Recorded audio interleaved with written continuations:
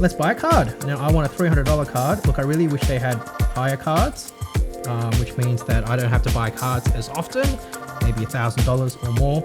But look, this is a very light KYC crypto solution for off-ramping. Basically, all you need to provide is your email. FSL, the makers of GMT Card, they don't ask for a scan of your passport or any sort of formal ID.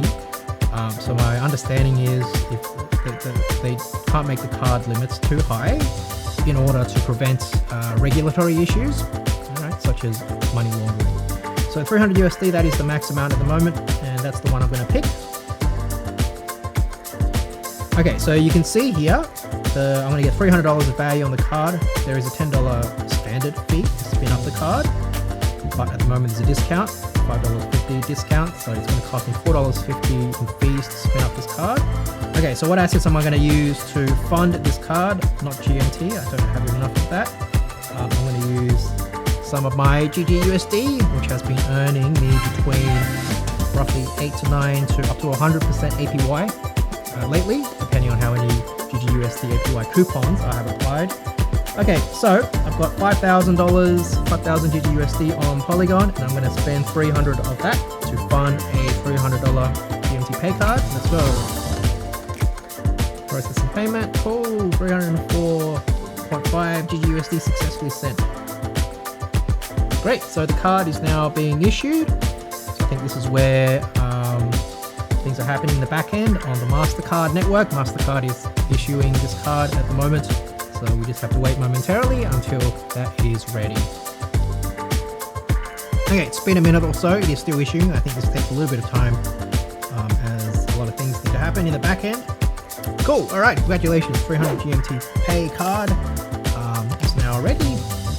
And then you get this page here, which basically tells you how to add your GMT Pay card into your phone's wallet so that you can use things like PayWave, Wireless Pay.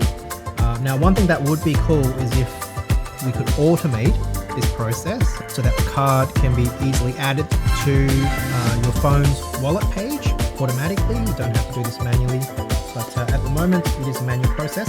So what you need to do is check your card's details and make sure you have that. And then I'm going to go to my Apple Wallet page where I can then add this GMT Pay card. Okay, just putting in the details of my card.